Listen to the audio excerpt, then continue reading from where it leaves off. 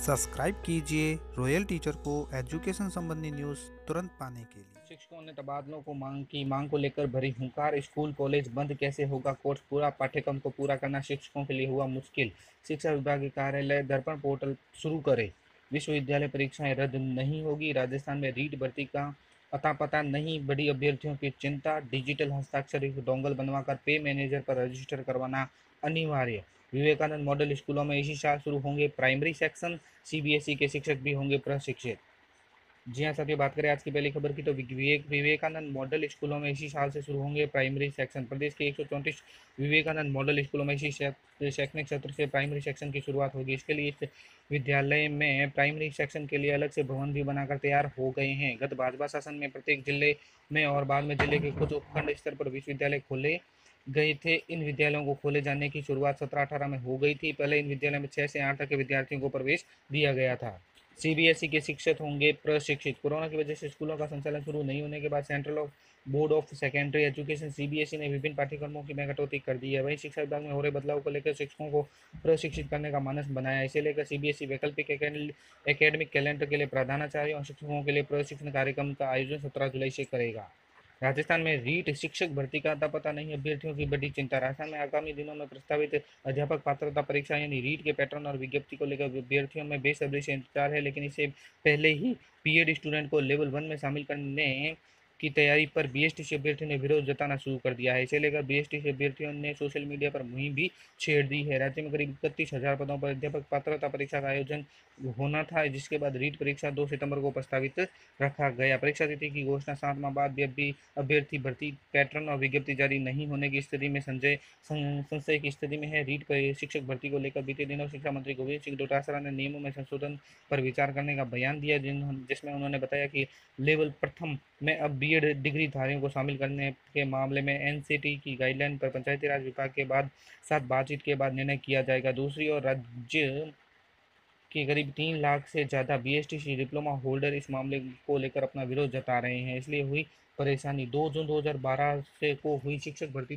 परीक्षा में भी यही मसला गरमाया था, जिसमें परीक्षा से महज 5 दिन पहले हाईकोर्ट में बीएसटीसी डिप्लोमाधारियों के पक्ष में फैसला देकर फर्स्ट लेवल के केवल बीएसटीसी अभ्यर्थियों को ही योग्य ठहराया था। साथ ही बीएड डिग्रीधारियों को लेवल प्रथम से बाहर करने के आदेश जारी किए गए थे। इसके बाद लगातार 6 सालों तक लेवल प्रथम में बीएसटीसी या डीएलएड अभ्यर्थियों को ही शामिल योग्य माना गया, लेकिन एनसीटी की ओर से 28 जून 2018 को एक गाइडलाइन जारी करते हुए कहा गया कि लेवल फर्स्ट में बीएड कर चुके अभ्यर्थियों को भी शामिल किया जा सकता है। नियुक्ति के 2 वर्ष के भीतर 6 माह का ब्रिज कोर्स आवश्यक रूप से पूरा करवाया जाए, लेकिन साथ ही अधिसूचना में अनिवार्य रूप से बीएड धारियों को ही शामिल करना कहीं भी स्पष्ट नहीं बताया गया।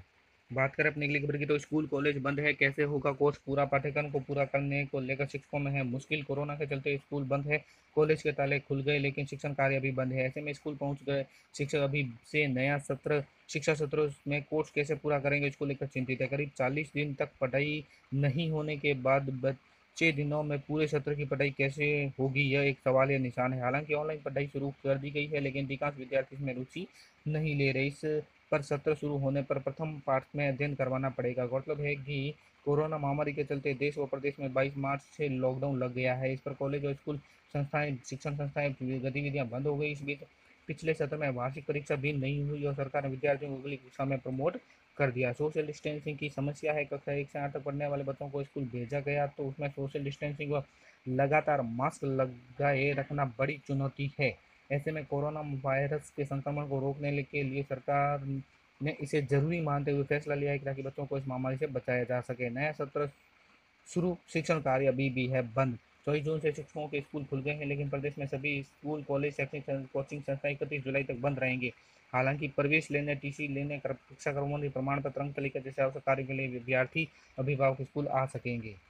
यूजीसी ने साफ कर दिया, विश्वविद्यालय परीक्षाएं रद्द नहीं होगी। विश्वविद्यालय अनुदान आयोग यानी यूजीसी ने अपने दिशा निर्देशों पर पुनर्विचार करते हुए बीती 6 जुलाई को उच्च शिक्षा संस्थानों से कहा है कि उन्हें फाइनल ईयर की परीक्षाएं जुलाई 2020 की बजाय सितंबर 2020 में कर लेनी चाहिए, लेकिन देश में कोरोना वायरस में संक्रमित होने वाले व्यक्तियों की संख्या निरंतर तेजी से बढ़ती जा रही है, जिसे विभिन्न राज्यों में अलग अलग अवधि के लॉकडाउन का सिलसिला जारी है। 12 जुलाई को सुबह 8 बजे तक जो पिछले 24 घंटों की केंद्रीय स्वास्थ्य मंत्रालय की सूचना थी, उसके अनुसार कोविड 19 की संख्या रिकॉर्ड 28,237 का प्रभाव हुआ। इस रोग में 535 अतिरिक्त लोगों की मौत हुई, जिससे संक्रमण की कुल तादाद 8,49,553 हो गई और मरने वालों की संख्या 22,674 हो गई। इस विस्फोटक स्थिति को मद्देनजर रखते हुए 6 राज्यों ने मांग की है कि फाइनल की परीक्षाओं छात्रों की परीक्षाएं रद्द कर दी जाए। हालांकि 6 राज्यों को आग्रह की समीक्षा करना सरकार ने स्वीकार कर लिया, लेकिन मानव संसाधन विकास मंत्रालय ने यह हवाला देते हुए कि अनेक राज्यों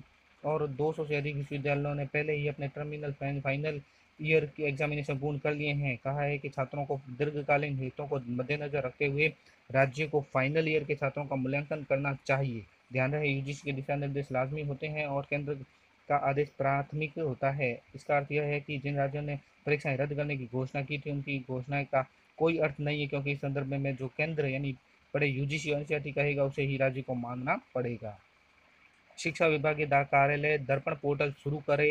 राजस्थान शिक्षक संघ राष्ट्रीय ने जिला अध्यक्ष गमित चंद पाटीदार ने निदेशक प्राथमिक व माध्यमिक शासन सचिव स्कूली शिक्षा को विभाग में केवल विद्यालय में कार्यरत कार्मिकों के डाटा ऑनलाइन कर दिए हैं, किंतु शिक्षकों विद्यालय से संबंधित शिक्षा विभाग के सीबीओ निकलने वाले आदेश, परिपत्र, बजट, आय व्यय, वाउचर, बिल, टेंडर, ठेका, एसीपी स्वीकृति आदेश, स्थायीकरण आदेश, कोर्ट प्रकरण निस्तारण, शिकायत जांच उपरांत प्रतिवेदन आदेश, निर्देश, प्रतिनियुक्ति आदेश सहित अन्य समस्त प्रकार के कार्यालय आदेशों की विद्यालय शिक्षकों से संबंधित उन्हें अनिवार्य ऑनलाइन करने के लिए शिक्षा विभाग के कार्यालय दर्पण पोर्टल शुरू करने की मांग की है। पाटीदार ने कहा है कि इससे विद्यालय व शिक्षकों से संबंधित जो भी काम है वो एसएसओ आईडी व स्टाफ विंडो के माध्यम से आसानी से ऑनलाइन आवेदन कर समस्या का समाधान कर सकते हैं। इस प्रक्रिया से सूचना के अधिकार की तरह सूचना मांगने प्रकरणों की संख्या कम हो जाएगी। शिक्षा विभाग कार्यालय में पारदर्शिता बनी रहेगी।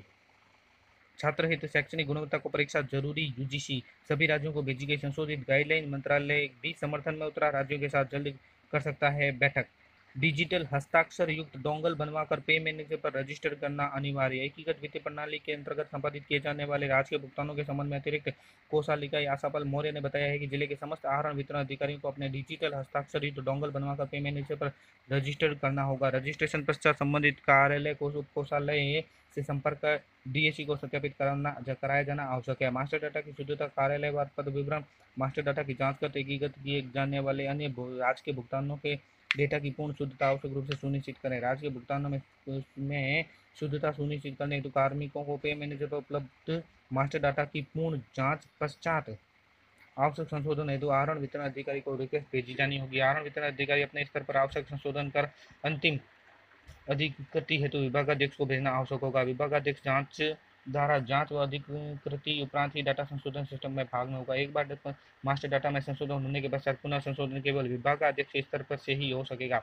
अतिरिक्त कोषाधिकारी ने बताया कि बिना डिजिटल हस्ताक्षर के माह जुलाई 2020 से अगस्त 2020 के संवेतन बिल किसी भी स्थिति में कोषालय द्वारा स्वीकार नहीं किया जाएगा। वेतन भुगतान की प्रक्रिया अवरुद्ध हो जाएगी। जिले के समस्त आहरण वितरण अधिकारी पे मैनेजर पर डीएसी रजिस्ट्रेशन करवाया जाना सुनिश्चित करे। शिक्षकों ने तबादलों को लेकर भरी हुंकार। Rajasthan elementary and secondary teacher association के प्रदेशाध्यक्ष मोहन सिंह सलावत ने आह्वान पर शिक्षकों की 11 सूत्री मांगों को लेकर राज्य भर में संघ की ओर से मुख्यमंत्री अशोक गहलोत और शिक्षा मंत्री गोविंद सिंह डोटासरा को ईमेल के जरिए ज्ञापन भेजे गए। चूरू जिला अध्यक्ष रामावतार पबरी, जिला महामंत्री सुनील बेरासर व सेवानंद चौहान ने बताया कि संघ की ओर से शिक्षकों की महत्वपूर्ण जायज मांगों की और संगठन द्वारा समय समय पर निरंतर ध्यान आकर्षित किया जाता रहा है। उक्त मांगों का अविलंब निस्तारण करवाकर राहत प्रदान करने की मांग की गई। ज्ञापन में आचार संहिता के कारण नागौर व झुंझुनू जिले के प्रधानाचार्यों एवं व्याख्याताओं के स्थानांतरण पर रोक लगी थी। इनके अब स्थानांतरण करके दोनों जिलों के शिक्षकों के साथ न्याय करे। वरिष्ठ अध्यापकों के स्थानांतरण हेतु 10 माह पूर्व ऑनलाइन आवेदन लिए गए थे, परंतु आज तक स्थानांतरण नहीं हुए। साथ ही तृतीय श्रेणी अध्यापकों के स्थानांतरण भी किए जाने व सभी कैडर के शिक्षकों के लिए स्थायी स्थानांतरण नीति बनाकर स्थानांतरण किए जाने की मांग की गई है। राज्य के शिक्षा ग्रुप 2 के 30 अप्रैल 2015 के आदेशानुसार प्रति 3 वर्ष बाद स्टाफिंग पैटर्न की समीक्षा करते हुए राज्य में सत्र 13-14 से 14-15 में क्रमोन्नत उच्च माध्यमिक विद्यालय में अनिवार्य हिंदी अंग्रेजी व्याख्याताओं के पद स्वीकृत करने, सीधी भर्ती पद तृतीय श्रेणी का जिला वरिष्ठ अध्यापक का अंतर मंडल स्थानांतरण पर वरिष्ठता का विलोपन नहीं हो, साथ ही राज्य में डाक द्वारा समाप्त किए जाने की मांग की है। जुलाई माह में सभी कार्मिकों को विद्यालय में अवकाश देते हुए वर्क फ्रॉम होम के आदेश करवाने और ग्रीष्मकाल अवकाश में कोविड-19 की ड्यूटी के एवज में पीएल देने हुए राज्य स्तरीय आदेश जारी किया जाए। प्रबोधकों की वरिष्ठ प्रबोधक पद पर पदोन्नति की जाए। चित्रकला, संगीत एवं पुस्तकालय अध्यक्ष के पद पर भी नियमित पदोन्नति की जाए। इसके अलावा रीट भर्ती परीक्षा 2018 में शेष रहे प्रथम लेवल के 2750 से द्वितीय लेवल के 3500 पद रीट भर्ती 2016 के द्वितीय अंग्रेजी में 826 पदों की वैधता सूची जारी करने, रीट 2020 में अंतिम शीघ्र आयोजित करवाने और जिन उच्च माध्यमिक विद्यालय में कक्षा 10वीं में नामांकन 60 या उससे अधिक है वहाँ कला संकाय के साथ विज्ञान संकाय भी खोले जाने की मांग की है। तो साथियों, ये थी आज की बड़ी खबर। वीडियो अच्छी लगे तो जरूर लाइक, शेयर और सब्सक्राइब कीजिए। पास में आने वाले घंटी के बटन को जरूर दबाएं एजुकेशन संबंधी न्यूज़ तुरंत पाने के लिए।